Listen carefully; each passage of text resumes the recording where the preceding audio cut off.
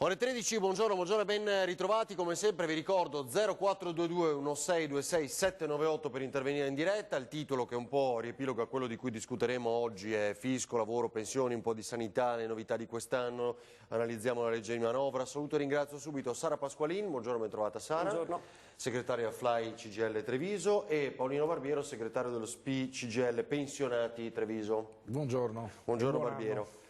E buon anno, esatto. Allora, però c'è una cosa dalla quale volevo partire, perché c'è un'intervista anche oggi, sul, credo il Corriere, non mi ricordo, ma ricalca quella delle scorse ore di Pierpaolo Baretta. Di fatto con il 2021 la sperimentazione della quota 100 si chiude. È già previsto. Beh, ho capito, però il governo che l'ha costa fatta troppo, quella più reddito di cittadinanza costano troppo, insomma di fatto il governo di prima l'ha fatto per 3 anni. Però si pensava e quindi potesse andare avanti, poi, no? si pensava che questo governo lo togliesse, e invece l'ha lasciata, ed è stato giusto lasciarla.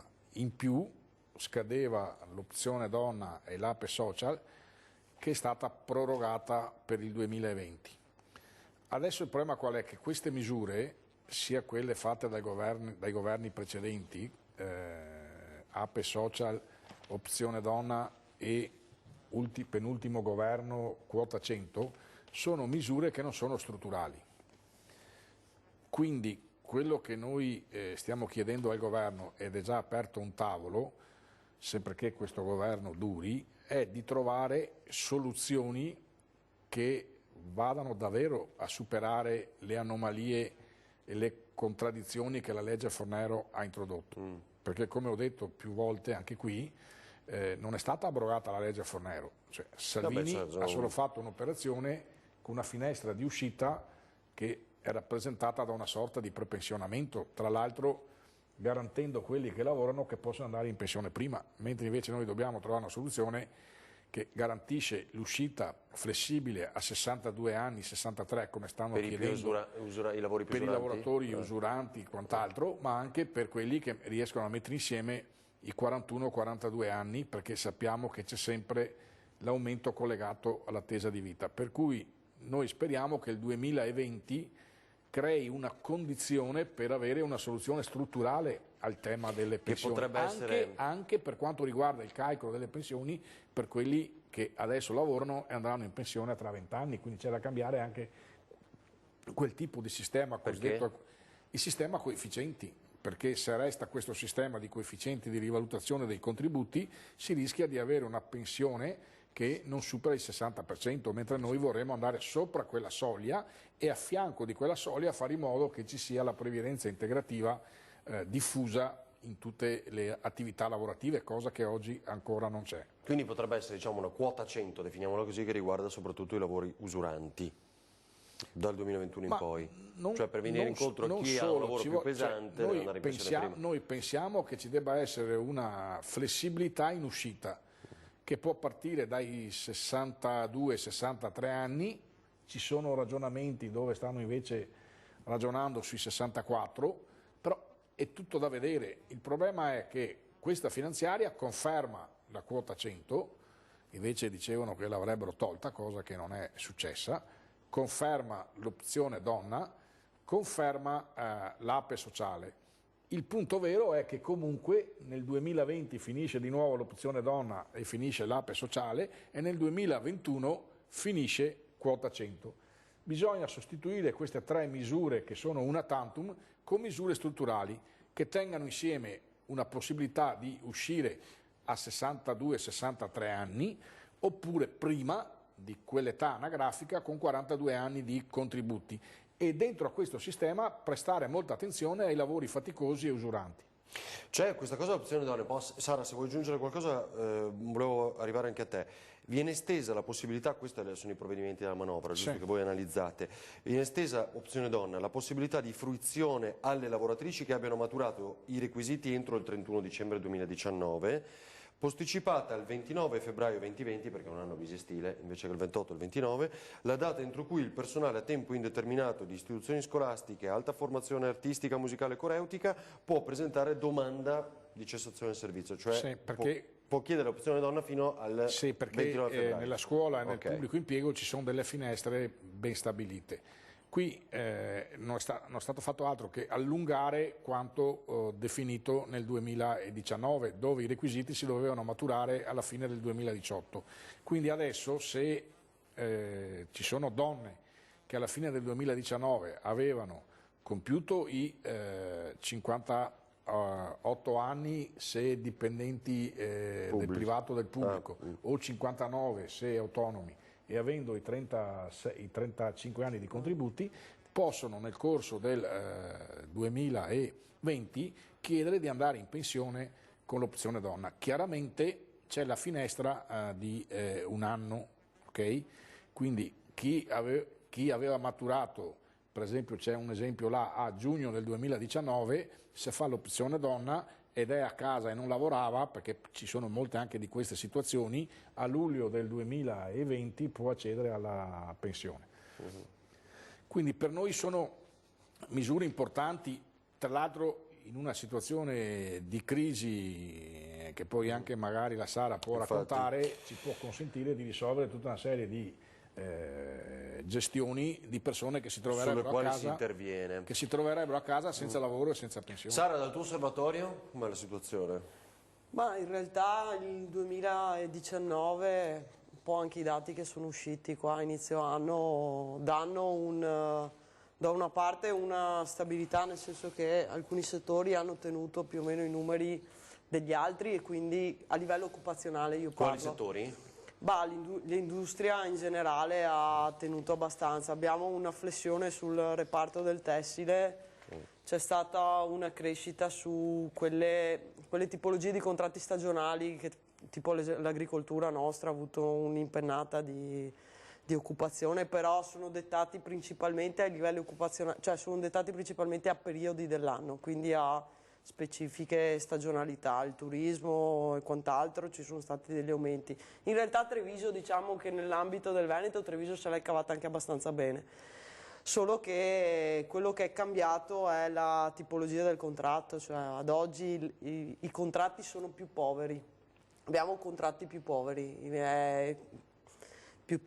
più tempi determinati, ci sono contratti più complicati anche a livello per la persona da gestire, perché la flessibilità richiesta è sempre più elevata, quindi su quella cosa lì diciamo che è un mondo del lavoro che ha sviluppato una modalità differente, una richiesta diversa di lavoratori anche. Sentiamo la telefonata da casa. Pronto? Buongiorno. Pronto? Eccoci qua, buongiorno, prego. Buongiorno, buongiorno. È un piacere tanto sentirvi e vi auguro un buon inizio anno anche a voi e tutto il programma. Altrettanto, grazie. Molto...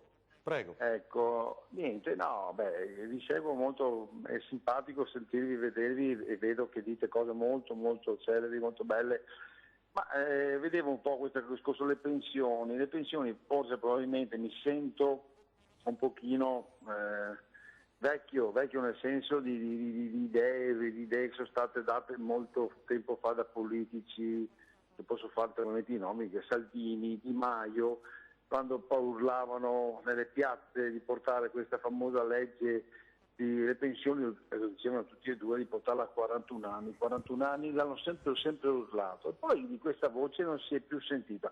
Parlo anche, potrei dire, a nome di molti miei amici che hanno avuto questo problema, perché tutti, sinceramente, tutti super convinti di questa idea, ma tantissime persone, ma poi questa parola 41 anni si è un po' arenata, non si è più parlato.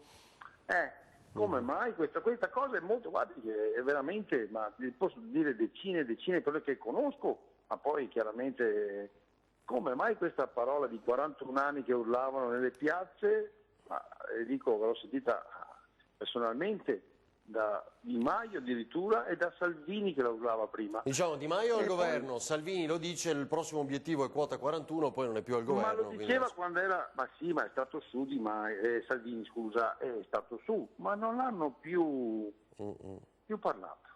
Bene, grazie, buono spunto, grazie, buona giornata. Beh, quello sì, è uno degli obiettivi, resta? No, allora, intanto delle volte quei numeri rischiamo di fare confusione, perché il governo precedente ha fatto quota 100 e consente di andare in pensione con 38 anni di contributi, però c'è l'altro collegamento, cioè 62 bisogna anni. avere 62 anni di età. 2 anni. di età, ok? Guarda caso, chi ha cominciato a lavorare giovane non aveva bisogno di raggiungere i 62 anni, perché magari se cominci a 15-16 anni e hai sempre i contributi versati, arrivi a 59-60 che ne hai 42.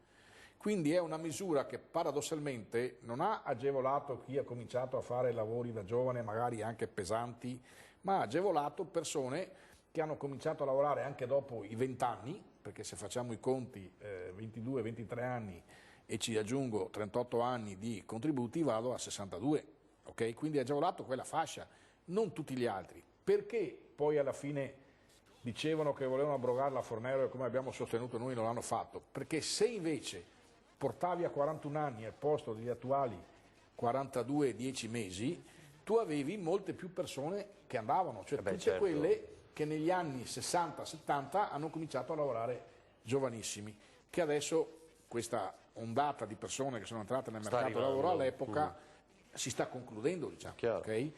Quindi però è uno sborso maggiore per c'è l'INPS, una no? misura sull'Ape Social dove si può andare con 41 anni di contributi ed è la misura che riguarda quelle persone che sono disoccupate, che hanno una disabilità sopra il 74% o che assistono un familiare disabile a carico, sono disabili appunto loro stessi.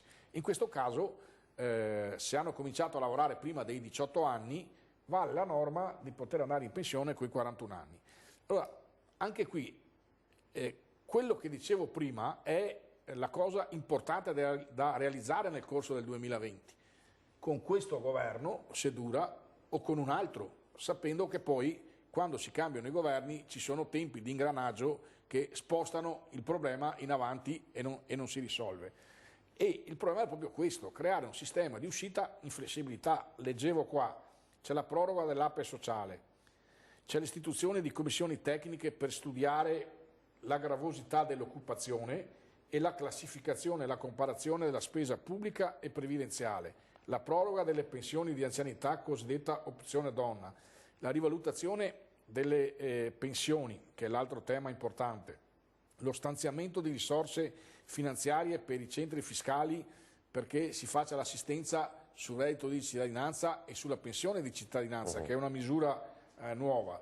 Di cui ci dimentichiamo Tra l'altro spesso. la pensione di cittadinanza consente di andare in pensione in base all'ISEE a 60, cioè consente di andare in pensione anche prima, cioè quando hai i 67 anni, se non hai versato nessun contributo, tu puoi continuare a percepire il reddito di cittadinanza, quindi c'è una nuova misura che ha coperto una certa platea Che e mancava. che, al di là delle furbizie che abbiamo visto, e molto spesso si accendono i riflettori, come è giusto che sia, su queste furbizie, però bisognerebbe anche accendere i riflettori su quel 1 milione e oltre di persone che hanno delle risorse che prima non avevano, questo è importante perché sennò rimanevano comunque a carico dei comuni o delle famiglie, quindi una situazione che ha tolto una parte consistente di persone dalla povertà.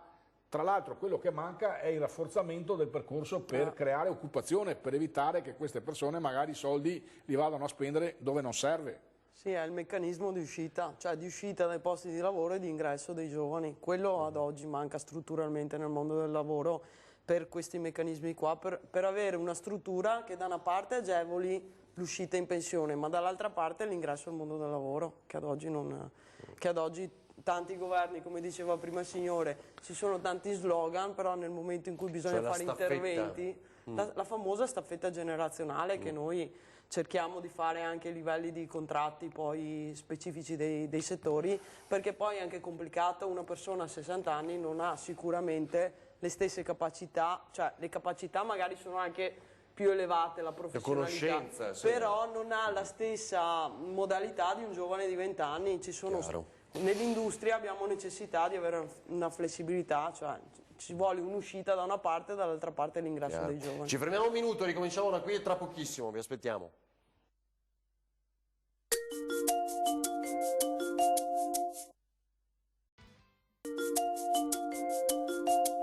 Le frodi anche? No.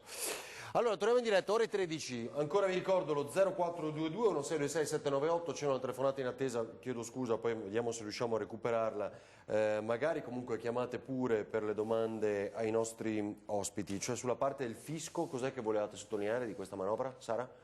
No, ci sono dei pezzi. Lotta all'evasione, dicevi tu? Sì. Cioè?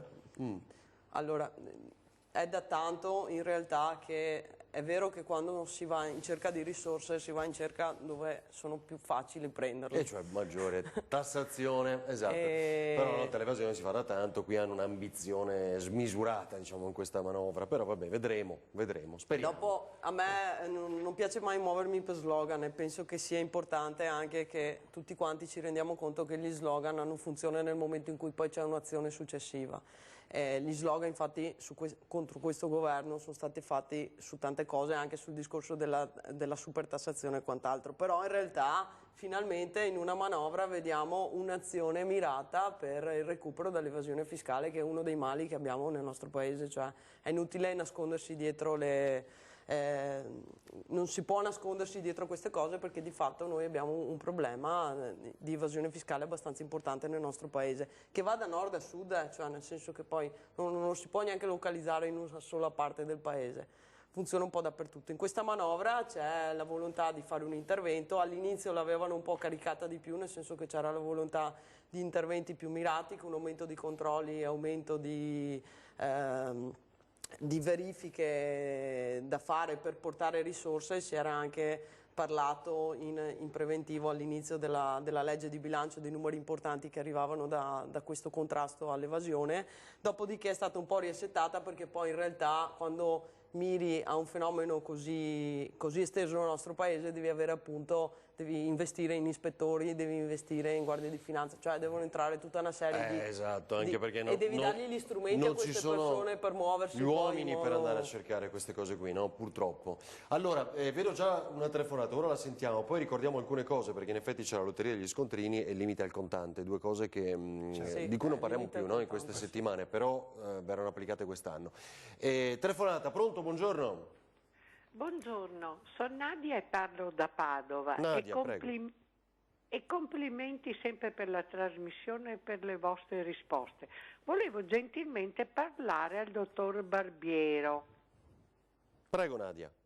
Allora, io sono vedova da 5 anni e in 5 anni non mi hanno mai aumentato neanche €1 di pensione. Ah sì, quest'anno €1. Però l'anno scorso mi hanno tolto sempre tutti i mesi qualche soldino. Volevo dire, io come vedova ho il 60% della pensione di mio marito, però le tasse le pago al 100%. E poi ho sentito anche in una trasmissione che poi adesso il governo vorrebbe toccare le pensioni di reversibilità. Allora, se hai 1.000 euro e sopravvivi per mangiare, bene, se ne hai qualcosa in più ti fanno i conti, e loro che guadagnano un mucchio di soldi, di questo, di quello, il bancomat per lo Stato italiano sono sempre pensionati. Io vorrei sapere se queste cose sono giuste, se c'è che metteranno le mani sulle pensioni di reversibilità, se cercano di diminuirne un pochettino le tasse, perché col 60 non posso pagare il 100%, perché allora ne ho 40, non 60. Nadia, grazie davvero. Vorrei sapere se c'è un po' di giustizia per gli italiani, perché io non voglio essere scortese spese con nessuno, però 1.000 euro per chi viene da fuori che deve mangiare, quelli lo Stato li trova. Grazie Allora, Nadia, buona giornata. Allora, due cose importanti, vedo che sulle pensioni di reversibilità disse una cosa forte una volta Renzi, insomma, quindi sembra quello che ce l'ha sempre in testa come intervento. Devo Però dire che cosa vogliono fare? la signora ha ragione, perché ho visto anch'io alcuni giornali che riportavano questa notizia. Poi abbiamo cercato in mezzo a tutti i commi della legge finanziaria del bill of proroghe e non abbiamo trovato niente. Non hanno fatto altro che riprendere la normativa attuale dicendo che le pensioni di reversibilità hanno una riduzione, cioè scoprendo l'acqua calda, nel senso che la norma delle pensioni di reversibilità, che è una delle poche cose che noi abbiamo in Italia rispetto agli altri paesi europei e dobbiamo difenderla a denti stretti, stabilisce che se uno rimane superstite, quindi vedovo o vedova, percepisce il 60% della pensione di reversibilità, a cui si aggiunge un altro 20% se c'è un figlio minore o che studia e un altro 20% se c'è un altro figlio. Quindi nel caso di 2 figli minori si ha il 100% della pensione, sulle quali si pagano le tasse in proporzione, quindi il problema non è che tassano 2 volte, si pagano in proporzione e le tasse sono tante, è una delle battaglie che stiamo facendo per ridurle. C'è però una norma che stabilisce che se questa persona che rimane vedova o vedovo ha anche altri redditi, sopra una certa soglia ci sono 2 scalini in cui si riduce quel 60%, ma sulla seconda soglia, dove appunto si porta al 40%, adesso vado a memoria, stiamo parlando che c'è un altro reddito di 40.000 euro, quindi non stiamo parlando delle 1.000 euro che dice la signora.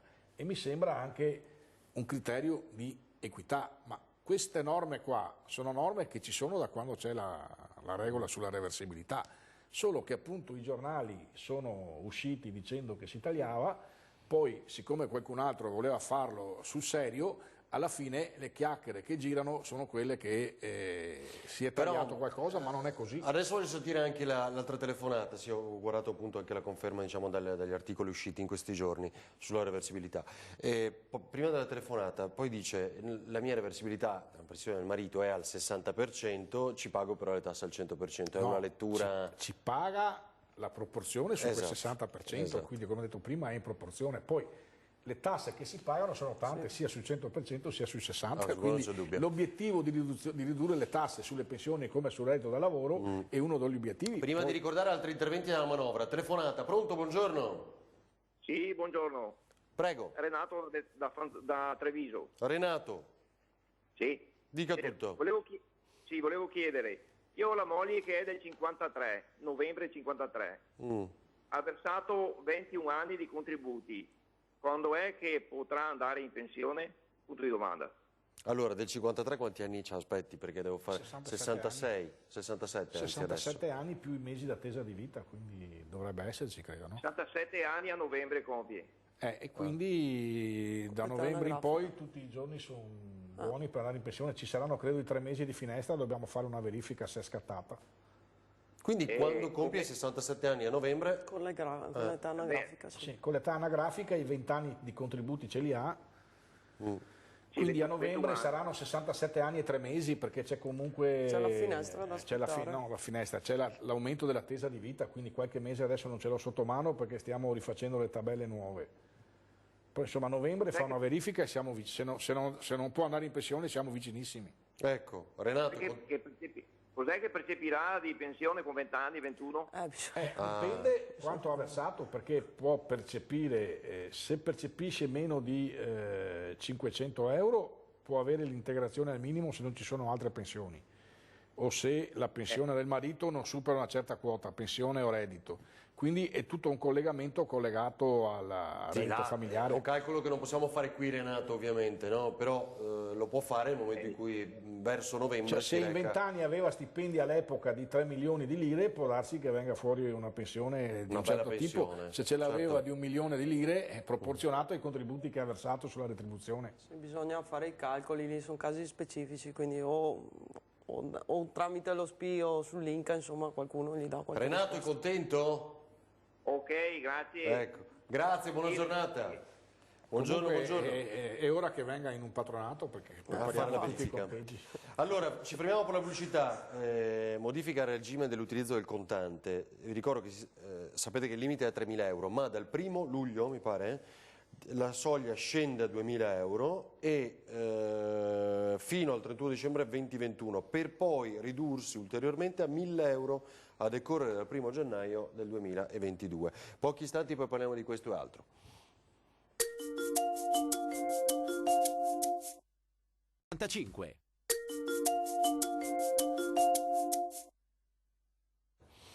Ore 13, torniamo in diretta perché discutevamo della soglia del denaro contante che abbiamo detto si abbassa dal 1 luglio, ricordatevi. Poi c'è la lotteria degli scontrini, previsti premi per gli esercenti che ai fini della certificazione delle operazioni di vendita o di cessione utilizzano gli strumenti telematici per la memorizzazione e l'invio dei corrispettivi giornalieri, eccetera, eccetera. Si posticipa dal 1 gennaio, perché doveva entrare in vigore subito, al 1 luglio 2020 la possibilità di partecipare all'estrazione a sorte, la famosa lotteria degli scontrini, che avevamo detto più volte. C'è qualcos'altro, Sara, che tu volevi sottolineare? No, beh, sicuramente ci sono delle manovre interessanti, poi a mio avviso è un percorso che dobbiamo cominciare, ma anche a livello culturale nel nostro paese, perché comunque quando si vive in un paese con delle regole, le regole è giusto che siano applicate nella modalità corretta. Dicevamo prima, ci sono una tassazione alta sicuramente sulle pensioni, c'è la tassazione alta sul lavoro dipendente oggi, un altro grosso problema è quello lì. Tanto che però anche c'è il taglio del cuneo di 3 miliardi, no? Con 50 euro dal 1 luglio. Il cuneo dovrebbe essere una manovra che, tra virgolette, dà l'inizio ad una fase di ragionamento in una modalità di andare a detassare appunto i redditi dipendenti, perché come dicevo prima, posti di lavoro con grande difficoltà, perché comunque crisi anche nel nostro territorio, crisi aziendali ce ne sono state anche quest'anno, insomma, ci sono stati dei concordati importanti, ci sono lavoratori, mi viene in mente la Monti che è un'azienda che è andata da poco in realtà, che è entrata in un periodo di concordato, la Stefanel, piuttosto che io ho vissuto in diretta anche ovviamente Pastazzara, che fortunatamente lì era più una crisi finanziaria che il resto. Però insomma è importante oggi andare a fare delle manovre dirette sul mondo del lavoro, perché il mondo del lavoro è la soluzione per uscire appunto da una situazione statica economica che ormai sono anni che si protrae, insomma.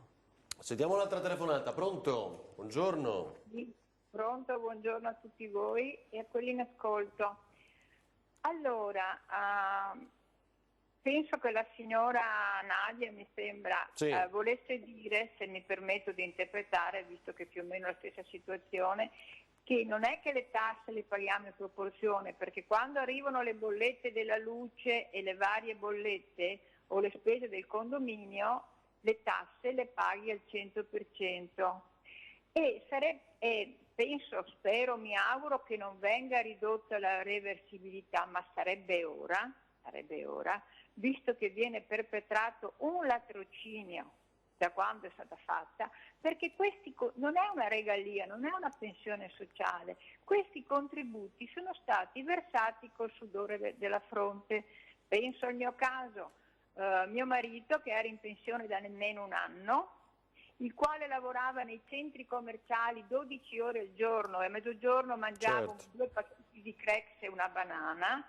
Se non avesse avuto una moglie che non ha nessun altro reddito, nessun'altra pensione, che alla sera lo accudiva, gli faceva perfino il bagno di sale ai piedi tanto aveva le caviglie gonfie, allora questi soldi che ha versato lavorando sabato, domenica fino alle 10 di sera col sudore della fronte, perché mi rubate il 40%, in modo che io adesso con le spese condominiali e le bollette al 100% non posso più restare in questo appartamento, ma dovrò chiedere elemosina a qualche parente di ospitarmi.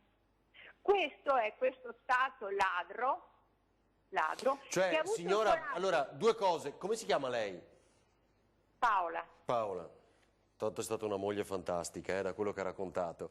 Allora, Paola, questo volevo dire, lei dice, io non avevo un lavoro, non abbiamo altri redditi, quella pensione che tra l'altro mio marito non si è goduto, a me spetterebbe al 100%, allora, non al 60%. Mi scusi se interrompo, io ho versato mi scusi se interrompo, ho versato 13 anni di contributi perché ho lavorato nel commercio fin tanto che ho potuto. Poi i miei genitori si sono ammalati e ho accudito per 30 anni i miei genitori, che ho alleggerito lo Stato, che non ho ricoverato, li ho seguiti fino alla morte i miei genitori. Ecco perché non ho più lavorato. Come ringraziamento, che la quale io non sono costata nulla con i miei genitori, mi deruba del 40% del vigore della fronte. È un'interpretazione. Paola, così come, però dobbiamo dirlo, cioè, le bollette sono un servizio che paga, per forza deve pagare al 100%. Lei dice, io devo pagare per quello che posso in base, ho capito la sua interpretazione. Mi permetto di interpretare quello che magari voleva intendere la signora Nadia che mi ha preceduto quando intendeva dire che le bollette le paga al 100%, anche le spese di condominio le pago al 100%. Che sono un servizio. E non al 70%.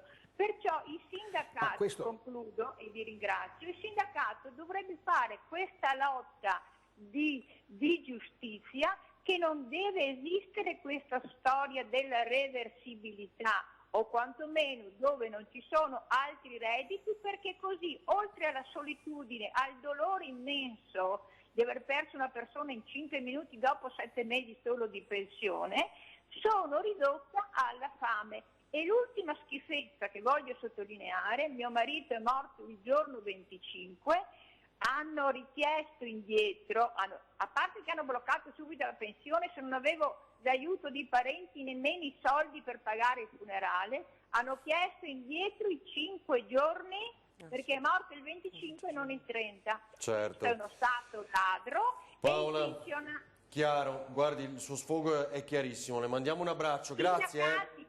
Grazie Paola, buona giornata. Beh, chiaro che il ragionamento che fa la signora non fa una piega, però bisogna partire da un presupposto, che la pensione di reversibilità non c'era, è una conquista che abbiamo fatto, ok? E che non c'è in altri paesi, no? No, non c'è in altri paesi d'Europa, ma non c'era neanche in Italia. Quindi se oggi c'è il 60%, più il 20% per il primo figlio, più un altro 20% per il secondo figlio, quindi il 100%, è perché c'è stata una conquista sindacale. Allora, se ci dimentichiamo questo, e quindi partiamo dal presupposto che abbiamo il 60 e vogliamo il 100%, il ragionamento della signora fila. Se partiamo dal presupposto invece che non c'era niente, abbiamo conquistato il 60 e il 100% e abbiamo messo dei vincoli per chi ha altri redditi più alti proprio per sostenere chi ne ha meno, è una cosa importante. Ricordo anche che se la signora si trovasse sola senza avere una reversibilità e non avendo mai lavorato e versato contributi, avrebbe una pensione sociale che viene pagata con i contributi di chi lavora. Quindi il sistema italiano in termini di coperture sociali e assistenziali ha tutta una serie di strumenti che magari anche in altri paesi europei vorrebbero avere. Poi questi strumenti sono sufficienti? No, perché bisognerebbe che in questo caso, per esempio, dove ci sono pensioni di reversibilità o pensioni sociali, ci fossero degli interventi anche sul costo della vita e quindi sulle tariffe, che è l'altra cosa che noi stiamo contrattando. Perché per esempio con i comuni contrattiamo che non venga messo l'addizionale comunale sui redditi sotto i 15.000 euro. Abbiamo fatto l'accordo con Ascotrade sugli sconti in bolletta, l'abbiamo fatto con l'acqua. Il governo stesso, perché la signora adesso dice questa roba qua, ma per chi per esempio ha meno di 7.125, adesso è stata alzata mi pare a 8.000, ha fatto il bonus gas, il bonus acqua, il bonus rifiuti, perché da quest'anno sono stati introdotti anche i rifiuti, che è una normativa che siamo curiosi di leggere il prima possibile e di capire. Quindi il bonus per gli incapienti, diciamo, chi sta sotto gli 8.000 all'anno. No, diciamo, è un bonus dove per chi ha quella soglia c'è uno sconto sulle bollette. Certo. Poi il punto vero è sugli incapienti c'è l'altro problema, che se hanno delle spese non possono detrarre. Che è l'altra questione. È un'assurdità però, che stiamo, no? Ogni volta anche con questo taglio al cuneo ovviamente. È un altro pezzo che anche qua stiamo tentando di mettere a posto, sono le questioni ancora aperte. Allora, altra telefonata, pronto, buongiorno. Buongiorno, mi chiamo Nadia, chiamo da Gaiarine. Volevo chiedere, che ho sentito che l'INPS nel mese di gennaio manda a casa una richiesta dei ISEE per tutti i pensionati, è vero? No. Non credo, non c'entra. No, sulle pensioni non c'entra l'ISEE. Una richiesta, appunto avevo sentito che mandavano a casa la mandano?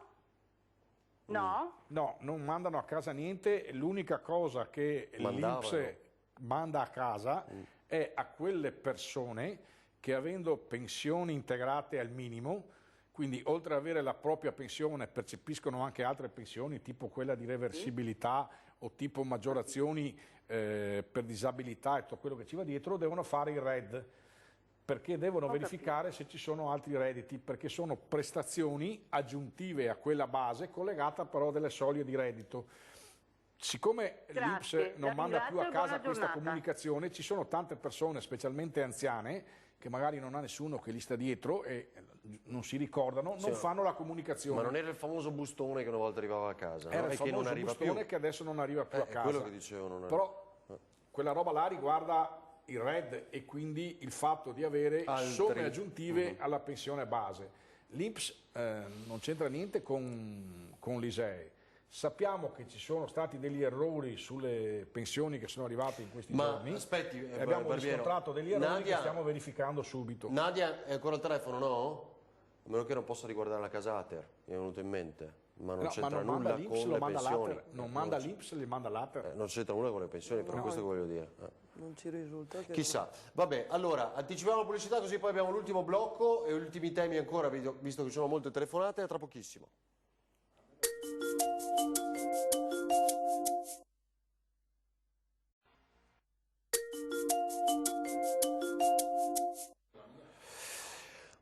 Ore 13, allora 13.46, ultimi 10 minuti, un quarto d'ora da passare insieme. Ancora vi ricordo lo 0422162678. Sara, dicevi ascoltando la signora Nadia, forse prima? No, Paola forse. No, Paola, hai ragione tu, ti era venuta in mente una cosa da dire. Cioè... No, cioè io capisco, poi ci sono situazioni particolari che sono comprensibili, nel senso che poi noi le viviamo anche quotidianamente quando le persone si rivolgono alle nostre sedi. Effettivamente oggi un problema che bisognerà affrontare in tempi abbastanza celeri, a mio avviso, è proprio quello della cura dei genitori, perché sempre di più ricade sulle famiglie, sempre di più ricade sulle donne che spesso e volentieri sono costrette, perché poi lì è anche una scelta economica, sono costrette a rinunciare al posto di lavoro per accudire i genitori che sono invalidi, perché non è per tutti l'opportunità di metterli nelle case di riposo o nelle case strutturate, insomma, perché sono comunque costi abbastanza importanti.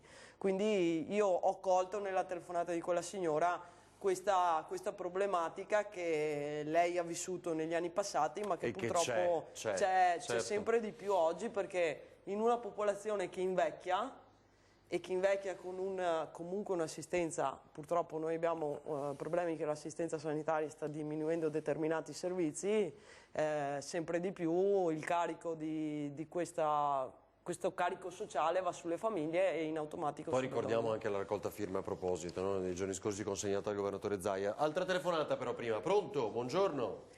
Sì, pronto, buongiorno. Chiamo da Padova. Come si chiama signora? Merita. Merita, prego.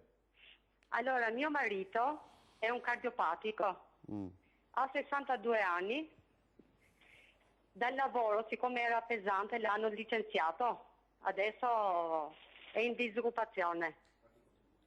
E lui non ha i 20 anni di contributi, quando finisce disoccupazione ha 18 anni. Adesso andiamo in cerca del lavoro, gli dicono che non ti possiamo prendere perché non accetti il caldo, non accetti il freddo. Ma aspetti, Rita, lei dice che suo marito ha 62 anni, soffre appunto questa patologia e ha 20 anni di contributi versati? 18. 18. Però per prendere la minima quando va in pensione lui deve avere 20 anni di contributi. Prima non ha mai lavorato? E adesso non so cosa facciamo perché al lavoro non la prende... Cioè, fino a 62 anni ha lavorato solo 18, prima non ha mai fatto niente?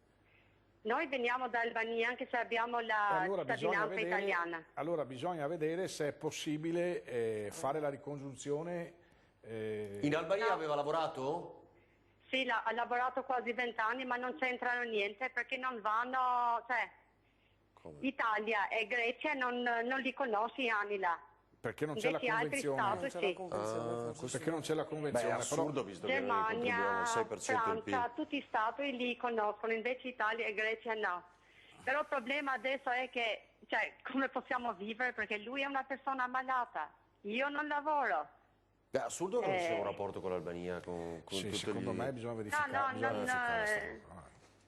E guardi Nerita, non lo sapevo. Facciamo davvero... una verifica, la prossima puntata vediamo se è proprio così. E se fosse così, se fosse così, l'unica alternativa che ha è di vedere di pagare i contributi volontari per arrivare a fare i 20 anni e poi a 67 avrà la pensione.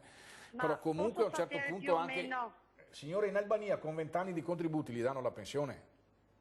Ma se prende 100 euro al mese. Quanti? 100 euro. 100 euro in Albania. Se li prende 100 euro.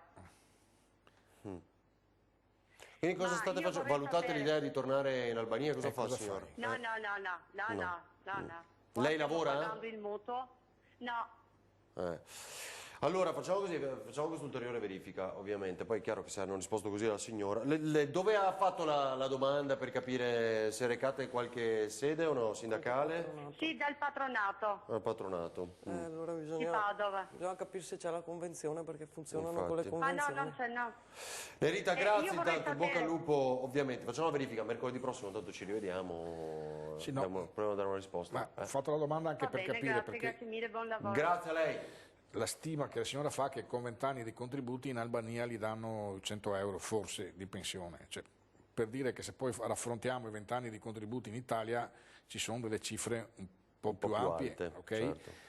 In caso della signora, se non c'è la convenzione, se la stanno discutendo e quindi non sono ricongiungibili le due posizioni, va valutato attentamente, visto che mancano 2 anni a fare i 20, quanto costa pagare i contributi. Cioè noi in alcune situazioni gli diciamo anche di fare un prestito per pagarsi il mutuo, perché poi arriva la pensione e la prende per tutta la vita, non so se mi spiego, quindi magari ripaga anche quel prestito. Ci sono anche queste situazioni, perché poi vorremmo avere tutto, ma tutto non è possibile. Cioè, arrivato a 18 anni, ovviamente lo rispieghiamo per tutti, deve pagare quei 2 anni mancanti che gli permettono di maturare la pensione a 67, quindi fra 50 a 67. Ma poi da capire perché è stato licenziato, cioè se uno viene licenziato perché sta male, io avrei provato almeno a rivolgermi ai sindacati per capire. Perché cardiopatico, certo, anche questo è vero. Queste situazioni qua a volte non prendere sempre quello che ci arriva, tra l'altro come oro colato, bisogna vedere anche che situazione di gravità ha, perché se supera il 74% può chiedere anche un anticipo della pensione. Magari c'è anche un'invalidità, bisogna quindi capire. Bisogna guardarla, è una situazione, come sempre, a ognuno il suo vestito.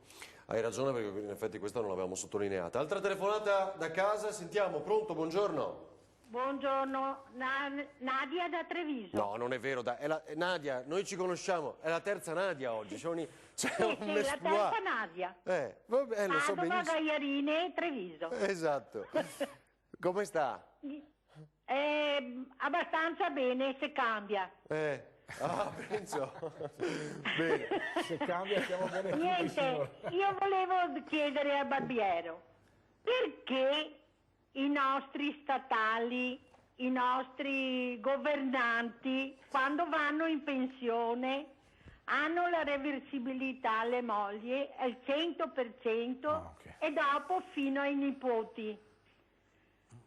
Non è uguale per tutti. La legge non è uguale per tutti.